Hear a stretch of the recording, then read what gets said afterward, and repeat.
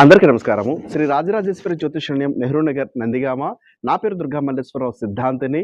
మా mobile number 9494962192. జాతక పరిశీలన కొరకు ఈ నంబర్‌ని సంప్రదించండి. ఈరోజు ఈ వీడియో ద్వారా నేను చెప్పదలుచుకున్న విషయం ఏమిటంటే, కొందరికి అనుకోకుండా తీవ్రమైనటువంటి కోపం వస్తుంది. వారికి కోపం ఎందుకొస్తుందో వారికి కూడా తెలియని పరిస్థితిలో ఉంటారు.